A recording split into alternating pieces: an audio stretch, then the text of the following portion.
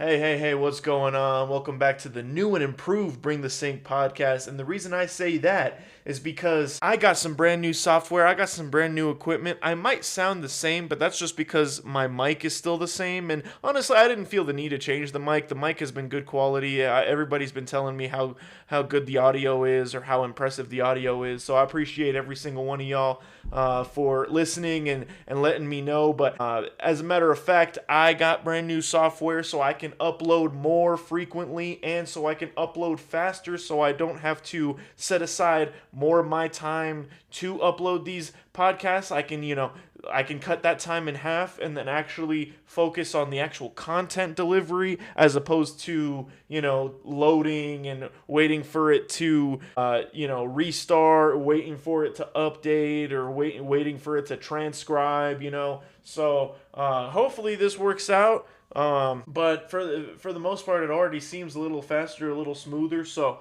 that's all really there is to it. Anyways, if you don't know by now, I'm your host, the Hammer. And we got a good one for you. This is the 25th episode where we have finally reached a quarter century. And I told you guys in the last episode that I have a special one for you. Well, it looks like plans have changed. It's still a special episode, but it's a special episode because of how nuclear the NFL went today. And I guess it's actually yesterday because I'm currently recording this at 12:45 a.m. local time.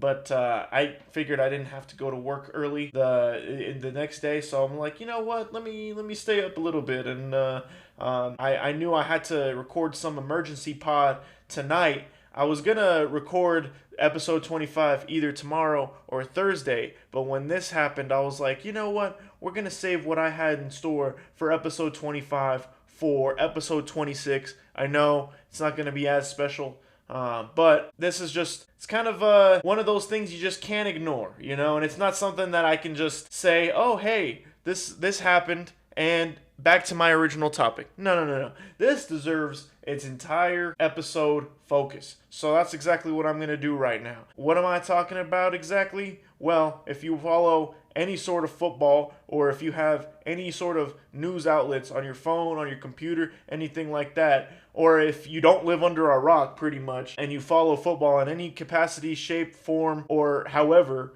you will know exactly what I'm talking about. And that is the fact that Myles Garrett, defensive end, edge rusher for the Cleveland Browns, has been traded to the Los Angeles Rams in exchange for Jared Verse and a first-round pick. How absolutely ridiculous it was to see that notification on my phone when I was eating lunch earlier today. That was absolutely wild. I was so appalled. I was eating lunch with my friends. I was over at the In-N-Out Burger. I was eating a burger, talking with my friends, enjoying my lunch, socializing. And I immediately checked out from all sorts of conversation, from all sorts of jokes and storytelling and all that rigmarole to focus on what's going on and to respond to my 3 different sports group chats. I'm telling you, man, this was the day that time stopped in the NFL offseason because Myles Garrett, one of the greatest defensive ends that we have ever seen play the game of football, has finally exited a team that is in total disarray, total poverty, and can actually be a force come January, come February. This is unprecedented. I don't think a player of his caliber should ever be traded under any circumstance. It would really have to be dire of a circumstance, or the compensation would have to be incredible. Nothing short of incredible to trade a player of that caliber. And if you ask me if that compensation was worth it, I'd tell you 2 words. Hell no. That compensation was not enough for a player of that stature, for a player of that caliber. That is a player that the Browns could have retired his jersey number at the end of his career if he stayed a Cleveland Brown for the entirety of his career. That guy went through the ringer with Cleveland. He rode it out. He made the playoffs, once in his entire career? I don't even know if he did or not. I don't know if he got drafted after the year that they made the playoffs with Baker or, actually, now that I have new software, I can actually look this up while I'm talking to you guys. Let's find out. Right now, I'm going to be a better fact checker now that I actually have the facts right in front of me. Has Myles Garrett ever been to the playoffs? Let's see. All right, according to Google AI overview, yes, Myles Garrett has been to the playoffs twice in his NFL career, both with Cleveland Browns. He holds a 1-2 career playoff record. Okay, so he was there when they beat the Steelers 48-37 in that AFC wildcard round. Okay, so he does have some playoff experience. Well, good for him. Anyways, that is, oh yeah, and they also made it in 2023 when they played against the Houston Texans. I completely forgot about that. Wow, talk about like the most random wild card game pretty much ever. Houston Texans and Cleveland Browns. I think that was the year that Joe Flacco took over the helm because Deshaun was injured, and Joe Flacco actually led them to the playoffs. He did pretty good. He actually won the Comeback Player of the Year. All right, anyways. Cool. Well, hey, the new software is already off to a good start. You know, we're recording, we're looking up, we're fact checking. I don't have to have my eyes on 3 different screens. I don't have to look at my phone. So that's cool. I think my old method, I think my laptop would have probably burst into flames if I tried something like that. So this is we're already off to a good start. That's good. Let's keep it going. All praise due to God, man. Here we go.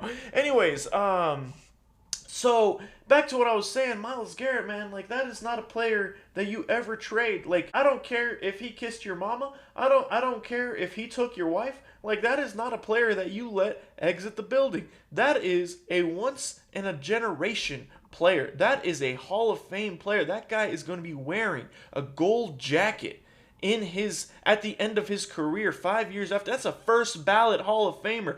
And not to mention, oh my goodness, this is the craziest part too. Not to mention, the guy literally just broke the single season sack record historically in the NFL. Like, it's not a franchise record. It's not an AFC record. It's not a conference record. He broke the single season record for most sacks by a player. It's wild to me. The best year of his career, where it was a unanimous Defensive Player of the Year award. Unanimous, and he breaks a record that's been standing for years. And he breaks that record on a team that isn't even winning games. And what do I mean by that? When you're winning games, your opponent has to pass the ball more. But this team did not win a lot of games last year, and yet he still got 23 sacks. How crazy is that? That is so much more impressive. That's like, imagine him on a winning team where they're winning constantly and the opposing teams have to drop back to pass a lot more often. I don't care that it's a 17-game season. They have to drop back and pass a lot more often against a good team than they do against the Browns, and he still ends up getting the single season sack record. Like, I just imagine him on a team now, which we don't even have to imagine it. He's on that freaking team, man. I was literally saying in the previous episodes that the Rams are continuing to be Super Bowl contenders as long as they have Matt Stafford, Sean McVay, Puka, Jared Verse. Well, I guess they don't have Jared Verse anymore, but oh my God, they got 5 Jared Verses in one player. This is unprecedented, man. You play Madden. For my Madden players out there, try putting this trade into Madden. It's not gonna get accepted it's just, and I'm talking to my friends earlier, and he was asking me, what do I think? I'll tell you what I think, man. This is the deal of a lifetime for the Rams, man. This is, if Myles Garrett, God forbid, breaks every bone in his body and only plays like 6 games next year, or he totally shits the bed and he only gets a few sacks next year, I'm still making this trade 100 times out of 100. This is not a trade where you lost anything significant in value. And my heart goes out to Jared Verse, man. Jared Verse is out here going from the LA lifestyle, going to possibly Super Bowl or multiple Super Bowls. This young and upcoming defensive star, this stud who could have made a name for himself in LA, and he was starting to make a name for himself, and now he has to go to Cleveland, and he has to deal with Jimmy Haslam, and he has to deal with a quarterback controversy. Who knows what they're going to end up doing? And this is somebody who likes Shedeur. My friend bought me a Shedeur jersey for my birthday because he knows that I liked him back in Colorado with Coach Prime. You know, this is somebody who likes Shedeur, but it's still a big question mark. We don't know if Shedeur is going to be a stud or not, you know, or if Deshaun's going to come back and try to usurp his rightful place on the throne. We don't know that. Plus, it's Cleveland. You know, if I had a choice between being a millionaire in Cleveland and being a millionaire in LA, I'm choosing being a millionaire in LA 100 times out of 100. I don't care how good the chili is out in Ohio, you know? Like, let me go to the beach. Let me enjoy that nice sunny weather all the time. You know, I'm kind of starting to sound like that Joakim Noah rant from back in the day when he was like, who wants to go to Cleveland? But he's got a point. Who wants to go to Cleveland? Like, if you're from Cleveland and you're listening to this, I'm sorry, man. Like, but you shouldn't have made this stupid trade. And I just keep thinking about last year when Jerry Jones got absolutely shredded to pieces for trading away Micah Parsons, who clearly didn't want to be a Dallas Cowboy. He traded away Micah Parsons to Green Bay Packers in exchange for not one, but 2 first-round picks and Kenny Clark, Kenny Clark never been like an amazing player, but you know, he was serviceable, and he got 2 first-round picks for it. And that's the thing, man. It's like this guy, Jerry Jones, got absolutely shredded for that decision. Instead of just paying him the $47 or the $53 million or however much he was going to pay him, instead gets to start from scratch, gets to pick 2 first-round draft picks and gets a player.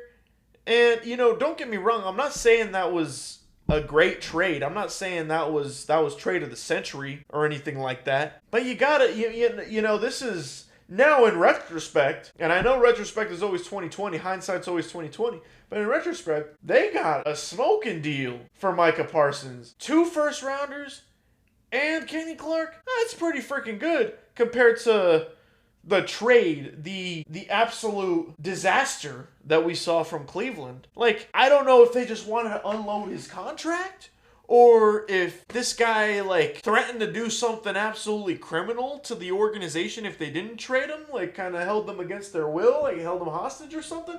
I have no idea what was going on behind the scenes where you let a genetic freak like Myles Garrett, an absolute specimen, the closest thing that we have to a Super Saiyan, out of that building. I truly don't get it. And I good for the Rams, man. Like, I have to say the Rams, you know, and you guys know I've always been big on the Rams ever since I started this podcast. But, like, the Rams are definitely Super Bowl favorites, at least out of the NFC. I mean, if I were to do a power rankings right now, I think the Rams leapfrog the Broncos as number 1. You know, after my draft and my free agency trade power rankings, I ranked the Broncos as number 1. But now, you know, I think Broncos kind of went down to number 2. You know, it's and that's no fault of their own. It's the fact that Stan Kroenke did the right thing and traded a first-round pick in Jared Verse to the Cleveland Browns in exchange for none other than an NFL great, one of the greatest players of all time, in his prime, Myles Garrett. I didn't realize that's what it took. I mean, hell, we got Nick Bonito and Jonathan Cooper. I'd trade both of them for Myles Garrett if you ask me. I don't know if I'd actually go that far, but, like, still, I mean, Jonathan Cooper and a first-round pick? Is that what we're doing now? Like, that's exactly what the trade was earlier. I mean, I guess Jared Verse is a little better than Jonathan Cooper, but, like, still, that's a trade. Shoot, I'll give you Jonathan Cooper. I'll give you first-round pick. I'll give you a second-round pick. I'll give you a third-round pick. I didn't realize he was on the table like that. Like, you gotta shop around. You know, this is crazy. You're out here just taking the first deal that you see. It's like, I really wonder how Jimmy Haslam just negotiates anything in life. He just takes the first offer that he sees on paper. Wild. You know, it's like, you gotta haggle a little bit. Like, what is this? There is no deal making here. This is just being a yes man. Like, this is being taken advantage of. Like, I kind of feel sorry for him. But, it's like, is he actively trying to ruin his team? Is he actively, and I'm not one, you guys know this, if you've listened to any one of the last 24 episodes, I am not one to rag on people or to be constantly negative, but this is truly, truly blowing my mind, and this is why I wanted to record it the day that it happened, or at least hours after it happened, because now you guys are getting my raw emotion. You guys are getting my real take, my real reaction to everything that just went down today. And yeah, like I said, the Rams definitely Super Bowl contenders, and NFC West, man, what a dog pound. Like, no pun intended with the Cleveland Browns. I don't know if I'll ever mention the Cleveland Browns on this podcast ever again, to be honest with you. That was sad. I still can't believe, like, I'm not talking about the Cleveland Browns for the rest of today's show. Besides the old connection with Myles Garrett. Everything else, I'm not talking about him. I'm not. Anyways, the NFC West, you got the Seahawks, who just won the Super Bowl, and they're still very, very, very dangerous. Definitely a Super Bowl contender. You got the San Francisco 49ers, who went 12-5 last year with half of their team on IR, which was also very impressive. And you got Kyle Shanahan and Brock Purdy, probably going to make things work, probably going to figure out how to circumvent everything that's been going on. Obviously, there hasn't been a lot of playoff success when it comes to winning Super Bowls, and that's really what it's all about. But at the end of the day, I mean, they're making it to Super Bowls. They're still a dangerous factor in the NFC, of course. And then, you got the Rams, who were a game away from the Super Bowl last year. The wheels kind of fell off at the end. They were one of, if not the favorite team to make it out of the NFC until Seattle kind of figured things out. And then now you add Myles Garrett to the mix, to an already pretty solid, good defense. But that wasn't the strength. The offense was the strength. And you have, gosh, this just occurred to me now. Like I said, you guys are getting my raw reaction. You have the reigning league MVP in Matt Stafford, and the reigning defensive player of the year, unanimous defensive player of the year, with Myles Garrett. It's over for the league, man. This is crazy, Like, do we even have to watch football now? Like, I don't want to say this is as bad as when Kevin Durant left OKC and joined the Warriors, but this feels pretty damn close. Now, football is a lot different than basketball because the best teams can still lose in the playoffs. In basketball, the best team, or the better team, if they lose, they still have 3 more chances. It's a 7-game series, so you have to beat the better team, quote unquote, 4 times out of 7 in order to make that upset. And I mean, it still happens, but it doesn't happen as frequently as football. So there's still some hope. They could be upset in the first round or the second round or even in the Super Bowl. I'm not immediately crowning them right now, but gosh darn it, man, if they stay healthy and those pieces end up gelling well together, and the defensive coordinator plays to that strength, my goodness, man, this team could very well win 15 games and come home with the Lombardi at the end of the year. This is absolutely crazy. Now, that's not the only thing I was going to talk about today. I am also going to talk about A.J. Brown being traded to the New England Patriots. Now, I was so focused on this Myles Garrett trade that I actually did not formally know the compensation for A.J. Brown. So let's find that out real quick. A.J. Brown trade to the New England Patriots. Let's see. All right, so Philadelphia Eagles traded star wide receiver A.J. Brown to the New England Patriots in exchange for 2028 first-round draft pick and a 2027 fifth-round pick. Interesting. Okay, so I don't really know who won this trade because I guess, actually, scratch that. I do know who won this trade, and that was the Philadelphia Eagles because A.J. Brown was not a good fit in Philadelphia, number one. Number two, he was kind of detrimental to that locker room after a while. And there was times last year where he had like a 200-yard, two reception, 11 or 200-yard, two touchdown, 11 reception game, and he would still be complaining. He would still have that bad attitude. And it's like, I get that you want a ball. I get that you want the ball. I get that you want to be the star, you want to make your money, you want to make the Hall of Fame. I totally get that. I understand. But when you're getting those targets and you're scoring, you're getting all these yards, you're putting up the stats, and you're still complaining, like, what else do you need? At that point, I think you need like some sort of professional help or something, because it seems like nothing can make you happy. And now, he's going from Jalen Hurts to Drake May, which, I mean, definitely an upgrade in terms of quarterbacks, at least from last year's standpoint. That's no knock on Jalen Hurts.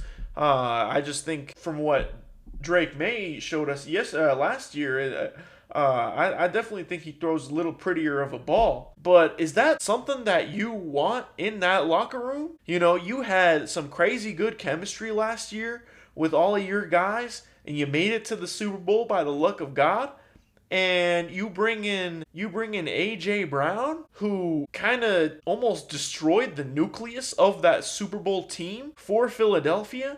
I truly just don't get it. I know that you want a star wide receiver and you need all the help that you can for your guy in Drake May, but I don't know if AJ Brown is the right guy for it. And I mean, surely Dolphins are probably not going to trade in the division, so you couldn't get Waddle, and you just got Romeo Doubs.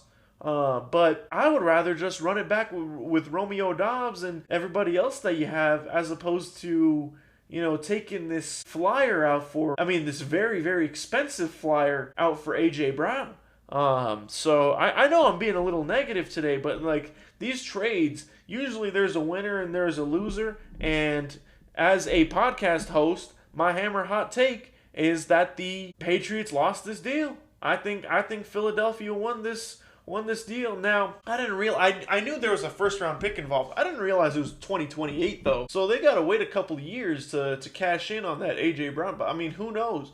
If next year goes bad and then they kind of have to nuke the entire team, and then the next year goes bad again, that's wow. 2 years. I can't even think about who'd be available in 2 years in the draft. I don't even know who's available next year. But yeah, I don't know. That's a very, very questionable move. I think good on the Eagles though. I think the Eagles definitely needed to get AJ Brown out of town. How to get him out of Dodge. They just drafted a wide receiver too, and he's looking like a pretty good pick so far. And now, obviously they seem pretty confident in that draft pick because they just traded AJ Brown. But I guess I don't know. Maybe you do end up trading AJ Brown even if you don't draft that kid in the first round. So I don't know. I'm gonna kind of look through these articles. So we got ESPN, AJ Brown traded, making sense of the Patriots-Eagles deal. Let's see what these guys are saying. Bill Barnwell. What is my man Bill Barnwell saying? He said, what Brown brings to the Patriots? I guess they are reuniting with, they being Mike Vrabel and AJ Brown, they are reuniting because they were with each other in Tennessee. And I will say AJ Brown was a very, very, very good wide receiver in Tennessee, and I was always kind of questioning why they traded him in the first place, but maybe they knew something we didn't.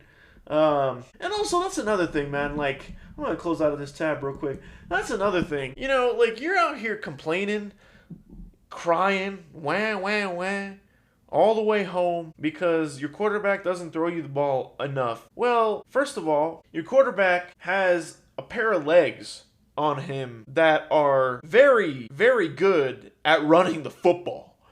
number one. So that's going to take away some targets from you. Number two, in that backfield, number 26 is one of the greatest or one of the best running backs in the game right now. So that's also going to take some targets from you. Number three, across the other side of the field, lining up across the other side, opposite side from you, laterally, I guess, you got Devontae Smith, who's also pretty freaking good at what he does. Not only that, you also have one of the best O-lines in football, and their strength is running the football. And not only that, you got a guy by the name of Dallas Goedert, who seems like he always makes plays every time he catches the football. And he's got a good set of hands on him, so he always seems to catch that football whenever it's thrown to him. And last but not least, this formula won a Super Bowl last year. So combined with all of this, it's like you either got to put up or shut up. What did you think was going to happen? You are literally crying because your steak is too juicy and your lobster is too buttery. It's like I joke about it all the time, like, oh, I wish I made less money. Oh, I wish it was snowing even harder than it is right now. It's like that's literally what he sounds like. It's like, oh, I wish I was on a really bad team, but just, catching a lot of balls.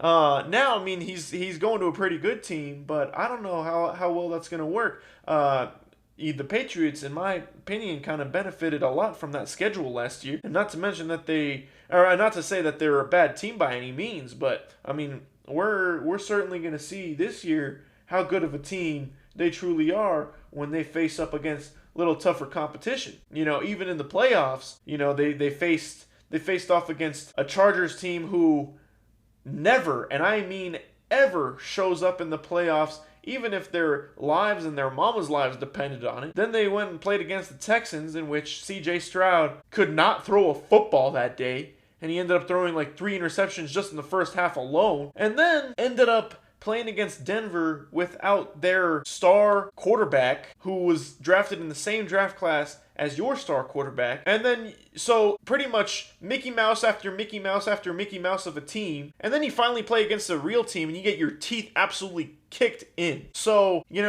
we'll see. We'll see. Good luck to A.J. Brown. Not really. I don't wish luck to the Patriots at all. But, I mean, we'll see. Well, you might be in for a rude awakening. That Super Bowl hangover season, it might start looking a little better in the rearview mirror now that you're in New England. It's not going to be sunshine and roses all the time now.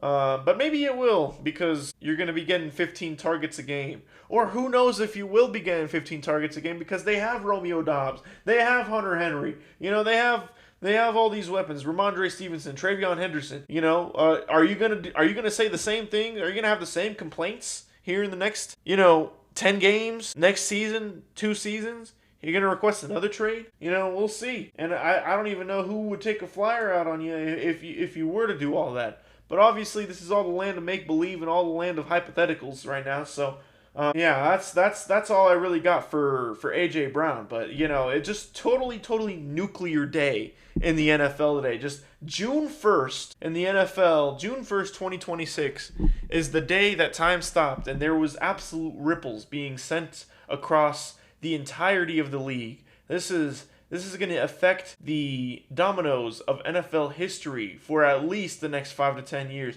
if not more, if these draft classes and these draft picks that were traded today end up panning out, or even not panning out, because it might set the franchises back too. Who knows? We'll see. That's why we watch the games, and that's why we love the NFL. Anyways, I do have one question from my whole Q&A box. If you guys have any questions, if you know me personally, you can text me. If not, you can shoot me a DM on either TikTok or Instagram or YouTube. It's at Bring the Sync Pod.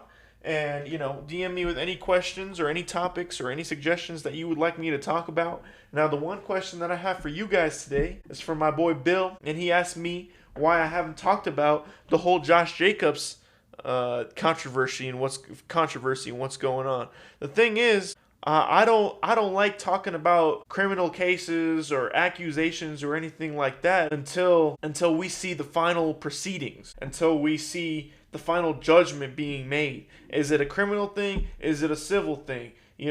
I like to see final judgments being heard upon by juries, judges, all the figures in the judicial system. Nonetheless, in the court system, I'd like to see some sort of final judgment before I pass off any of my own judgment or any of my own hammer hot takes. This is football I'm talking about. What Josh Jacobs did or allegedly did is not football. So at that point, that's why, at least for right now, I'm not talking about it. If he did do those things, it's absolutely despicable, and he deserves to be kicked out of the league. If he didn't do those things, then, it's just the state of the world that we're in these days, where, people with a lot of money can be accused of doing those things for, a pretty dollar or a pretty penny. So that's why we've seen it a lot from both sides. And there's some cases where it's different, like obviously the Ray Rice thing where the video came out and you can actually see that happening. It's like, okay, well, this is beyond a reasonable doubt here. It's kind of a matter of if, not when, or it's kind of a matter of when, not if. But at least to my knowledge, I don't think there's any videos or anything like that. And that's not to say the victim is untrustworthy in her reports or anything like that. I'm not saying that at all. I just don't want to talk about something that he's still going through judicially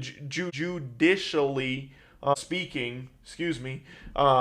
When there's an entire court of law process that has to go on to prove beyond a reasonable doubt that he did those things. And like I said before, if he did those things, as absolutely despicable, and he deserves to be kicked out of the league. So that's exactly why, short story long, why I haven't talked about the whole Josh Jacobs thing. And that's going to continue to be a trend throughout my Bring the Sink career, is that I'm not going to talk about criminal cases unless it's totally heinous, like it's literally caught on video. And even now, you can't even really trust video with all this AI stuff going on. But if it's like caught on video, or if he comes out and it's like, yeah, I did it, at that point, it's like, all right, well, you're a total piece of shit, But for the most part, I'm just going to let the law do its thing. And, if once they come out with their final judgments, then we'll talk about it. Then we'll say, we'll talk about possible punishments. But like I said before, if this stuff is true, there shouldn't be anything less than just getting kicked out of the league, because that is absolutely unacceptable. But like I said, innocent until proven guilty. And you have to be proven guilty beyond a reasonable doubt. So for right now, we'll wait on the court proceedings. So I didn't have this podcast back when Rashee Rice was was going through his court proceedings and everything. But like I said, there was video evidence. He crashed his car. He literally ended up walking off. So that one was a little different, and I probably would have discussed it a little different, and he ended up getting suspended, and now he's actually in jail. So that one is a bit different. Well, actually, it's not different at all. It's kind of the same thing, and it's kind of consistent to what I've been saying for the last few minutes. So sorry for the long answer, Bill, but that's what I got. And don't expect me to talk about it until there's formal court proceedings and arraignments and adjudications and actual judgments being passed. So anyways, thank you guys so much for listening to this. I just want to go on a little epilogue, or hop on my little soapbox for a second, because I don't think you've realized this, but this is a quarter of a century episodes that we have reached. This is a quarter centennial episode, the 25th episode. Like, who would have thought that I'd still be doing this 25 episodes later? Like, thank you guys so much for listening. I truly appreciate you guys, whether it's one person listening or a million people listening. And I'm sure, if I keep doing this and I keep working hard on this, I will get to 1 million listeners at someday, God willing. But it's never been about the amount of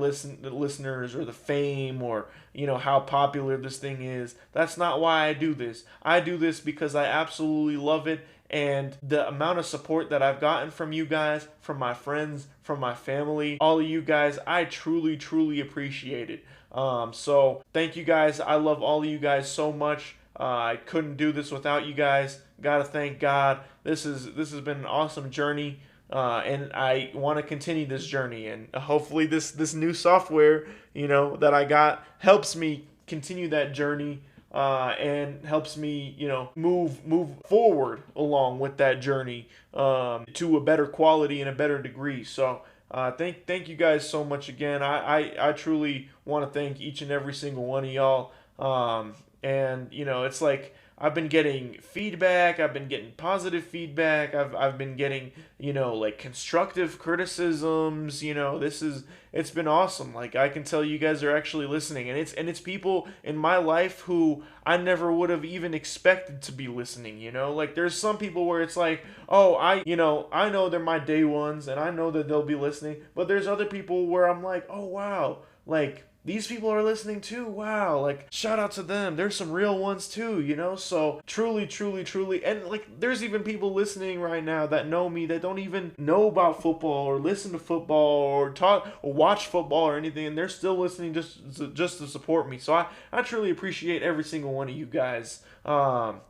Yeah, like I said, it doesn't matter if I have 1 listener or 1 million listeners. I just love doing this. I love talking about football. You can tell I'm a yapper. I'm literally yapping to myself in my room at midnight or at 1 a.m. Just talking about the ripple effects of these trades and answering my friends' questions. Like, it's just, this is fun to me, man. Like, I don't know if I got a touch of the tism or what's going on, or I don't know, maybe one day my mouth will get me in trouble, but hopefully not. I'm just trying to talk about football out here, and that's something that I love to talk about, obviously. So thank you guys so much. Sorry I went on a little bit of a soapbox rant, but I had to say something for this 25th episode. It's truly been a beautiful journey, and I truly appreciate every single one of y'all. I can't stress that enough. Anyways, this has been your host, The Hammer. Thank you guys so much for listening. Stay tuned for episode 26, which was supposed to be episode 25, so it's actually